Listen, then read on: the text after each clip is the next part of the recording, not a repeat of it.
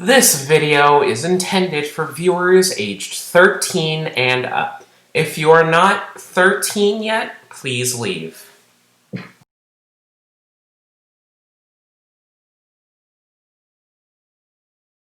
So yes, as you can see, Sea Phantom here is a shark with legs as the next part of our review. And honestly, this is the figure that surprised me the most in its beast mode with how much I like it.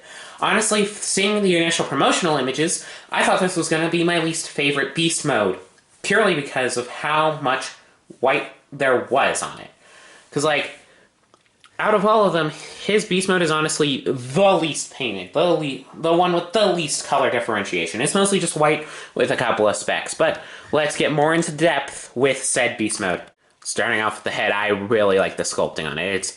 It's honestly very fun. It's a very fun sculpted, I do love all the riveting. It does pull off pretty well here on the white plastic. And I do love the bits of silver on here.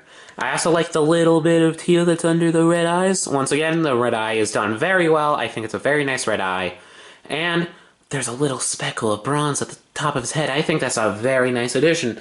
If you open his mouth, it's freaking pink! It's honestly, I kind of wish it was more like the red there, or maybe it is the red there, and it's just, like, more prominent, so it's a bit more obvious that it's really more of a pink. But, honestly, it's done very well. Underside of the mouth, sadly the pink does kind of bleed through the white a bit, because of light, but I don't mind too much. And the silver's done very well. Moving on to his funky little arms, I really like how the color separation is done on them. We'll get more into this in the robot mode, but I think the color separation on this guy is done very well. It's one of the best bits of color separation aside from the Voyager class guy here. But yeah. Torso is once again done very well, and I think this is where the most just plain white plastic is. However, contrary to what I expected, I like it. I think it's just because of how glossy the white is. And it's a very nice white plastic. Let me tell you, this is a very nice high quality white plastic. And it just, the gloss really just helps it not just feel like, oh yeah, it's just a barren white dude. You know? It's very, very well done. And there's also the nice little bit of the silver fin, which I do really like. Moving on to the legs. Sorry if I stopped that weirdly. But yeah, the legs, very well done. I do really like them. I like how stupid big his feet are. However, one problem with this is that if I get him on the ground, the ball joints are a bit weak, so it's a bit hard to get him to stand. You just have to balance them out properly. And, yeah, it works most of the time, but just be careful with them, okay? Be gentle. Be gentle with the little land shark. Tail is done very well, but you wouldn't really tell that much from the side. Once again, a lot of nice sculpted detail. However, once you get to the top, there is a sparing amount of paint, but where it is, it's done very well. I do like the teal, I do like the silver on the feet, but once again, we'll get more into that in the robot mode, which is the mode I really care about more. And finally, the tail is fine. I kind of wish it was a bit better proportioned with the feet, but I get it for the transformation. But yeah, let's, I like the silver paint on the tail. And finally, the kibble on the bottom of him is fine. I do like this as it kind of looks like belly detail, but once again, it kind of has that curse of having a bit of a visible head, but the legs aren't really that obvious, as the legs are flipped around for detail there. But yeah, it's really just the torso on the head that's obvious, since everything else is actually being used for something. Since we'll get into the accessories later, I want to get straight into the articulation, because the articulation is pretty good on this beast mode. Not the best, but it is pretty good. So yeah, as previously mentioned, the mouth is able to open, and that's honestly a pretty wide jaw. It's good enough for what I would want a shark to do. Moving on to the arms, his shoulders are on ball joints, which allow him to move forward. It has the full articulation of the robot mode arms.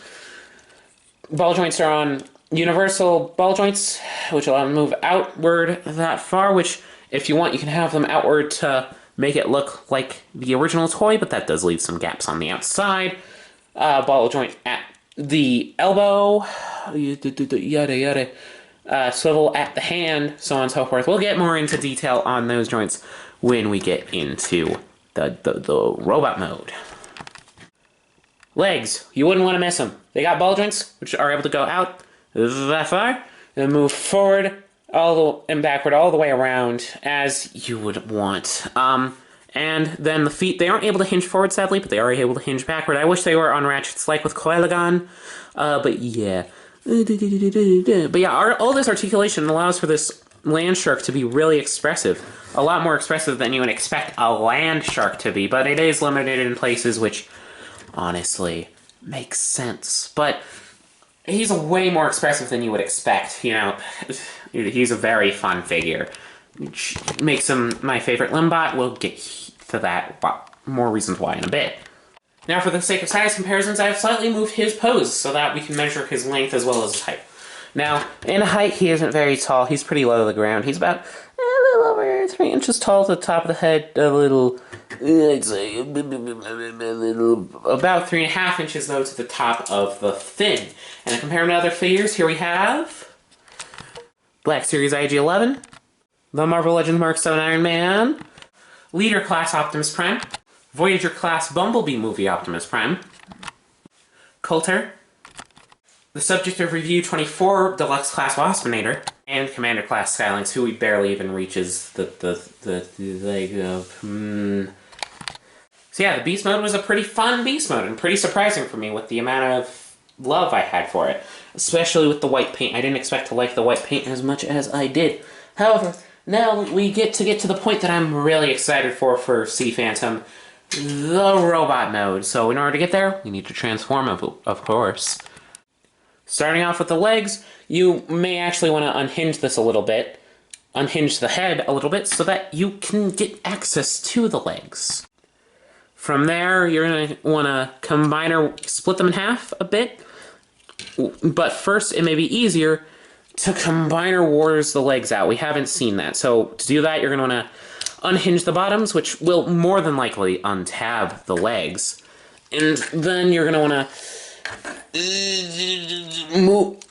It's going to be kind of hard with the shark head in the way, but you're going to want to untab them like that, and then hinge them down like so, like you would with any Combiner Wars figure, and then tab that back into place. And you're going to do that with both legs, so let's get there. Like so. There we go. And our leg is all Combiner Ward out there. From there, you orient the legs however you would like, and you're going to want to take the fin and, using its double hinge, kind of accordion it into the space that you can see for it, and do that with both legs, like so, until it fills out very nicely. I really like how that's done. I think that's a very smart decision. From there, you do my least favorite of the leg bits, and just kind of hinge them there, and peg them in to the side of the legs, and you're going to do that on both sides. From there, you're just going to simply swivel around the waist, and boom, legs are all done. Moving up to Sea Phantom's arms, you're just going to want to move them down, hinge those down, swivel the hands around on both sides, and you got your arms. It's a very simple arm transformation, but that's just because his arms become his real arms, and yeah. From there, with the back, you're going to want to accordion it into the slot, and thankfully, it didn't do something that I expected it to do. This shark head, I'm going to mention that here and now, when you're transforming it, tends to come out about there. It pops out, but it's easy enough to come back in, since it is like a simple friction joint. It's easy enough to pop back in, you know, it's easy.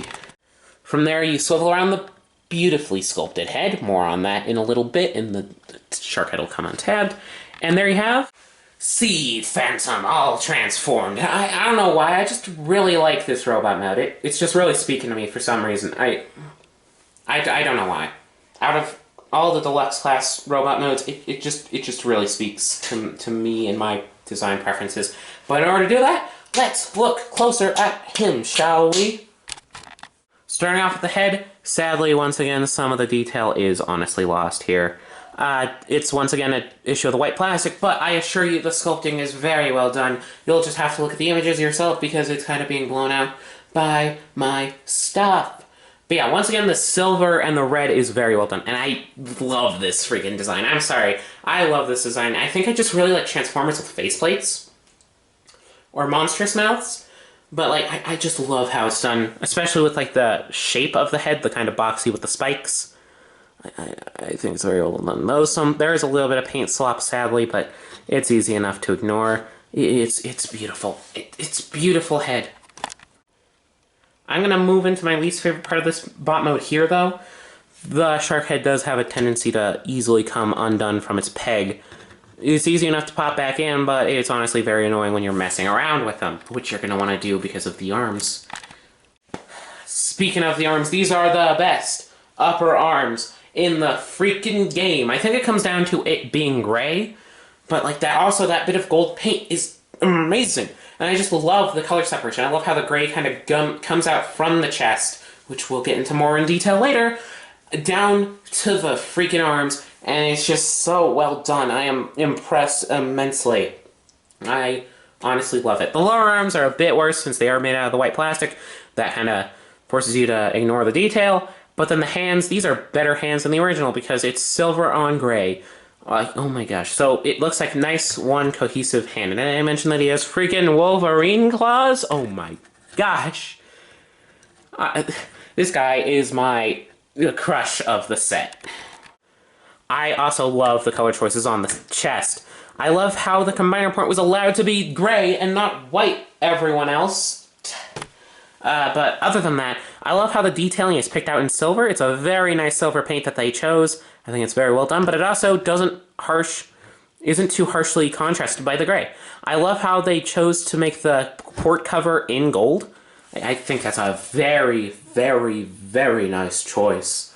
And I love how the white torso how the whites of the torso kind of give him a bit of definition in his torso, especially with the gray bit. And the gray bit in the combiner port allows for the design to go down to the waist, and it's... come on, man. The legs are all done in plain white, which does kind of obscure the detail, but I do love the painting on the lower legs. And these shark feet are a bit annoying, but I do love how they add a bit of silver to the legs. And once again, as I previously mentioned, I love how the kibble is handled with the shark fin. I think it's a very smart design decision to just kind of have them integrate in there and also act kind of as heels. I think that's very well done. And I love the painting on the feet. Yeah. I just think all the detailing work done on this guy is just stellar, you know? So yeah, all in all, this figure just looks stellar. It's amazing how well they did it. Like, oh my gosh. I feel like I'm talking up a tree here, but like, it's just very well done. I applaud you, Takara, with this remold. However, now moving on to accessories. We get to hand. More on that later on, you freaking butthole.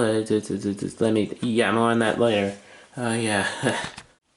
For melee, he comes with one of these swords, and it doesn't really work with him. Due to the way that this is sculpted, you're not allowed to really have it underslung like so, or have it properly held, so he kind of just has to hold it like this. Which is like, that's not how you hold a sword, you bozo! So, rather than these, since the full set comes with all of the weapons, I like to load them out with, let me just grab them from the side here, the pair of axes. These work a lot better in his hands, because it's actually on the outside, you know? But he doesn't really need them since he does have the Wolverine claws.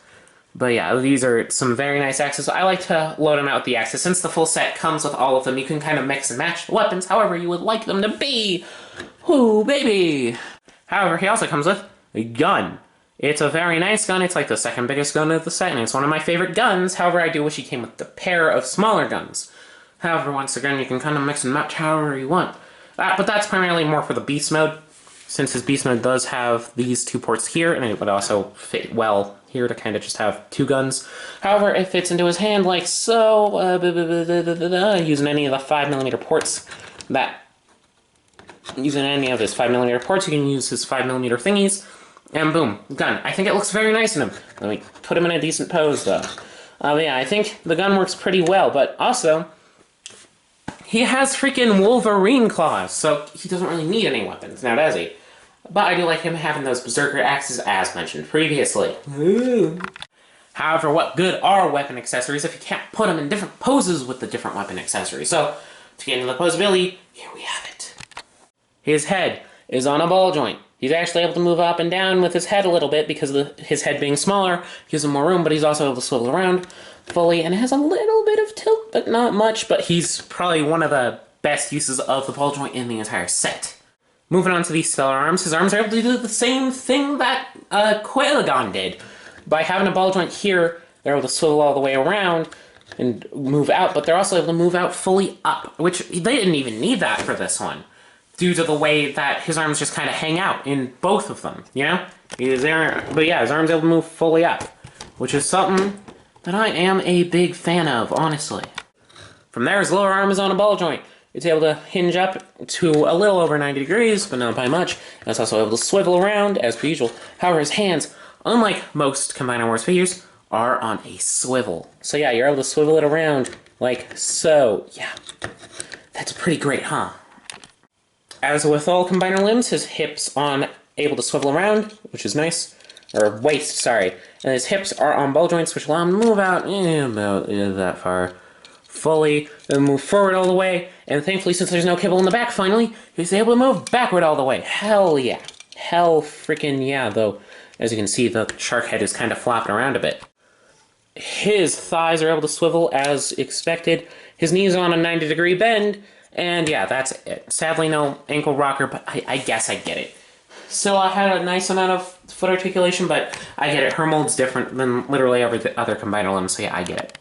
So yeah, his posability, along with a very fun design, allows you to do some very fun things with him, allows you to put him into some very cool photos and poses. And yeah, I just think this figure's pretty fun to mess around with. He's a very fun figure. If you're to go with any of them, I'd say him, because he's probably the most solid one, though his head is a bit iffy. If you're going for any of the Limbots, though. We'll get more into that later on in the Review 25, though.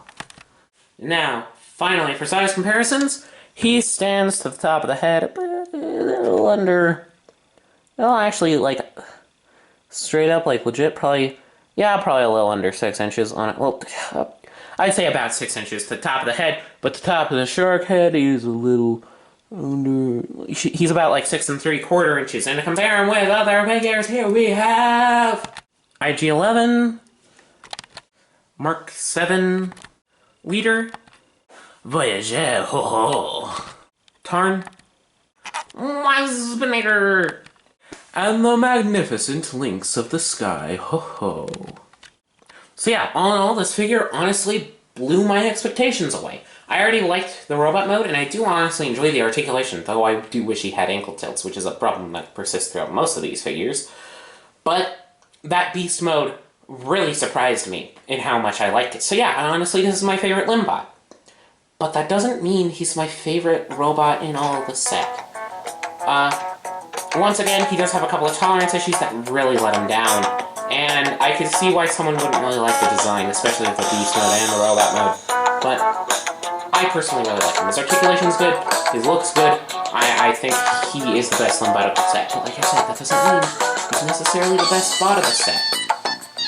Because there's a Voyager incoming, who basically is a modern leader with the amount of accessories he comes with. So yes, in the next portion of the review, let us get into the leader of the Seacons, Half Shell.